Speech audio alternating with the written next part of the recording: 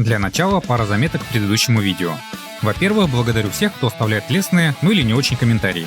Это показывает, что время на создание видео потрачено не впустую и приносит хоть какую-то пользу. Во-вторых, касательно героя видео Snow Sky Echo Mini. На сайте производителя вышли обновления прошивки, которая частично исправляет некоторые негативные моменты. А именно, появился режим USB CAP, выбирается при подключении плеера к USB. Добавился кастомный пятиполосный эквалайзер. Теперь можно задавать по удержанию качельки именно перемотку трека, а не переход на предыдущий следующий. Ну и прочие исправления по мелочи, вроде адекватной рандомизации треков, лирики, баланса лево-право, улучшения стабильности и прочего. Приятно видеть, что производитель не забил на устройство и прислушивается к хотелкам пользователей. А теперь к текущему герою. История действительно портативных музыкальных проигрывателей начинается с компании Philips, создавшей компактную магнитную кассету, и Sony, которая подарила первые компактные плееры. Дальше от той же Sony мир увидел музыкальные CD-плееры. Спустя десятки лет появились портативные MP3-плееры, за что стоит благодарить институт Фраунгофера, создавшего формат MP3, и Eiger Labs за первый массовый плеер с флеш-памятью. Но революцию жанра произвела компания Apple со своим iPod. Так, стоп, это текст для другого канала. Сегодня на обзоре китайский портативный плеер Ayni Oasis Y1, который играет на ностальгии именно к iPod Classic. Устройство поставляется в коробке с незамысловатой надписью «Музыкальный плеер». Цена на официальном сайте около $60. Впрочем, я урвал за 35. Нас встречает, собственно, сам плеер и набор мелочевки вроде USB Type-A, USB Type-C кабеля, простеньких затычек и инструкции, внезапно на русском языке. Видимо, отмена визового режима повлияла на языковую грамотность китайцев. Что примечательно, пускай на официальном сайте наушники не показаны, но на маркетплейсе, где я брал, почему-то красуются наушники, очень похожие на айподовские, и которые я лично не очень люблю, от них уши болят. Вернемся к плееру. Внешне он действительно напоминает iPod Classic это 2007 года. И заранее говорю, что я сам не являлся и не являюсь владельцем упомянутого устройства. В те времена, когда мне его хотелось, на него попросту не было денег, а когда появились деньги, iPod попросту перехотелось, да и производство свернули. Итак, внешний вид. Конкретно мой вариант выглядит серо, благородно, но не обольщайтесь. В отличие от своего купертиновского брата, знаменитого своим холодным бездушным металлом, корпус данного устройства полностью пластиковый. На лицевой стороне расположен экранчик и кнопки управления, напоминающие клик-wheel, то есть сенсорное колесико и нажимаемые кнопки по сторонам и в центре. Сразу пара моментов. Колесико мало того, что люфтит в корпусе, так еще и установлено криво, что легко заметить и что вообще не добавляет эстетики. Снизу расположен разъем 3,5, кнопка сброса, разъем USB Type-C и фиг пойми зачем нужный динамик. Как уже повелось, пока я разбираюсь с программной частью, будет общая информация. Ayni Oasis или Ayni Oasis, напишите в комментариях как правильно, это китайский бренд портативной аудиотехники. Если честно, я про компанию узнал впервые, да и информации кроме маркетинговой о ней мало. Официальный сайт, созданный в лучших традициях китайской верстки, показывает, что из продукции у них диктофоны и так называемые стриминговые и оффлайн плееры, что бы это ни значило. К последнему типу как раз относится и наше устройство. На сайте плеер представлен в различных расцветках пластика, вариации серого, желтого и бирюзового. Заявлена поддержка множества аудиоформатов, есть видеоплеер, FM-радио, просмотр картинок и Bluetooth 4.2. Вообще говоря, на сайте куча маркетинговой мишуры, а полной спецификации нет. Не указаны ни частоты, ни глубина дискретизации для аудио, никакие видеокодеки поддерживает, никакой процессор ЦАП, никакой усилитель и так далее. А ведь это ключевые параметры для меломанов. На выбор варианты на 64 и 128 ГБ встроенной памяти. Поддержка флешек не заявлена. Батарея встроенная на 1250 мАh. Заявлена работа до 32 часов прослушивания аудио в вакууме. Итак, плеер. Включается долго, и это не просто так. В нем установлена кастомизированная версия Android, что с одной стороны дает широкую поддержку форматов из коробки, с другой — реально долгое включение.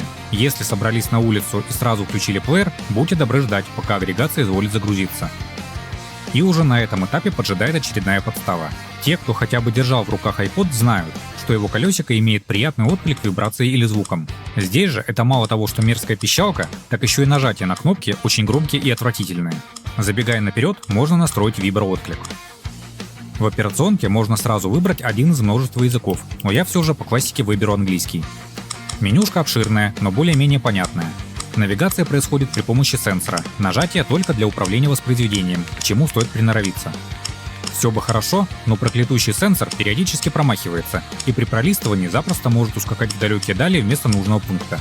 Здесь у нас выключение плеера, таймер выключения, режим воспроизведения рандомный или повтор, причем одно не исключает другое, эквалайзер с пресетами, отображение расширений, блокировка клавиш при отключении экрана, наконец-то звук клавиш, который я отключу, и виброотклик, который я включу. Хотя он тоже откровенно так себе. Это скорее не виброотклик, а какой-то бешеный перфоратор от старой Nokia. Что там дальше? Яркость, индикатор батарейки, дата, время, тема. Да, тут можно устанавливать кастомные темы. Язык, сбросы, информация. Настало время, собственно, музыки. Подключаем к компьютеру, и тут доступна только передача файлов. Режим WhatsApp нет. Скорость записи приемлемая, но если хотите записать все 128 гигов под завязку, придется подождать. После загрузки треков обновляется библиотека и можно слушать. Во вкладке музыки есть разделение по разным параметрам, а также абсолютно дурацкий, по моему мнению, поиск. В аплите воспроизведения у нас доступно только базовое управление, вроде задания громкости сенсором, старт-пауза, перемотка по длительному нажатию и переключение по одиночному, показ лирики центральной кнопкой и выбор участка повтора длительным нажатием на верхнюю кнопку. Быстрых настроек типа включения и перемешивания нет, для этого есть специальный пункт в списке песен. Быстрой настройки для общего повтора тоже нет. Что по громкости? Моим повседневным затычкам Celest Pandamon 1, как ни странно, нужна почти полная громкость. Комплектным наушникам аналогично, правда их сразу можно в мусорку, звук полное дно. Fostex TH7 хотят полную громкость, так что слушать музыку в шумном месте вряд ли выйдет, просто нет запаса. Плюс на полной громкости заметен песок, потому что-то серьезнее внутриканальных наушников лучше не использовать, что очень грустно. Можно сделать вывод, что отдельного качественного усилителя в плеере просто нет. Проверим форматы. На этот раз я не стану распаляться и проверю наиболее распространенные, вроде AAC, APE, FLAC, MP3, OGG и WAV. А поскольку не заявлены частоты и глубина, то буду подбирать. Ну и видео проверим, раз заявлено, что может играть H264 720p. AAC 4896K работает. APE 16 бит с качеством 2000 играется как 48К, так и 9060К, а вот 24 бита нет. FLAC с частотой 48К работает 16 и 24 бита, а у 96К не играет вообще. С MP3, OGG и WAV проблем нет. Чистый и красивый MP4 с H264 вполне себе проигрывается, а вот матрешка с все тем же 264 нет, то есть придется конвертировать, если хотите что-то посмотреть, в чем я лично сомневаюсь на таком-то экране. Вот сводная информация, и если APE и видео я могу простить, то вот FLAC 96К это очередной косяк. Касаемо Bluetooth. Ну, он есть. Какие кодеки поддерживаются, не указано. Хотя бишманские ТВС наушники находятся и играют.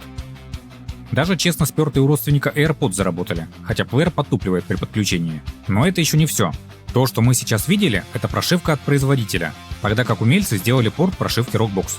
Для тех, кто не в теме, это кастомная свободная прошивка для различных плееров. Можете подробнее погуглить. Нам обещают еще более кастомизированный Android с разными звуковыми плюшками, правда ценой большего энергопотребления и отсутствия видеопроигрывателя. Ставится это дело поверх существующей прошивки и есть возможность переключаться между ними. Визуально Rockbox выглядит строже, но звуковой и виброотклик клавиш все такой же отвратный. Из плюсов заработала музыка, которую стандартная прошивка открывать не захотела.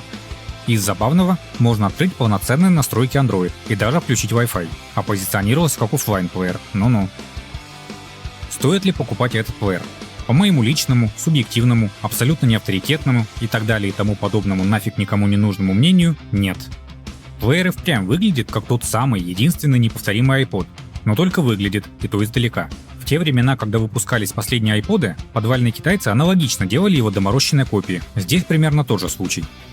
Неаккуратное исполнение, клик-вил, которым не хочется пользоваться из-за отвратного отклика, долгая загрузка — это и близко не тянет на клон iPod.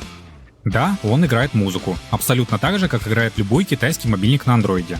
Нормальные наушники подключать смысла нет, а полноразмерные с высоким сопротивлением так тем более. Вот и получается, что из плюсов он действительно играет музыку и действительно напоминает iPod. Ну и какая-никакая поддержка энтузиастов имеется. Из минусов все остальное и цена в $60, за которое можно вполне себе найти что-то получше. К слову, на Reddit разработчик выкатил то, что якобы планируется во второй версии. Обещают нормальный ЦАП и всякую программную мишуру, но мне-то хочется не только этого. Сделайте приятное управление или даже физическое колесо, как у первых iPod, металлический корпус, нормальный усилок, и вот уже будет вполне себе достойный клон. А на этом все. Спасибо, что потратили время на просмотр, надеюсь, видео пригодится. В комментариях можете высказаться, что я идиот и не понял сакральную суть этого плеера. Мне будет приятно, честно. Ну или предложить, какой, по вашему мнению, есть современный iPod-заменитель. И снова бонус для терпеливых. Чтобы разобрать этот плеер, достаточно поддеть тонким пластиковым предметом переднюю крышку, отцепить кнопки и затем открутить материнку, не оторвав при этом все остальное. К сожалению, узнать, какой конкретно процессор используется, не выйдет. Он под экраном, который я не рискну отпаивать по причине кривых рук. Но вы только взгляните на это гениальное инженерное решение. С одной стороны, будет легко заменить карточку, если она совсем износится.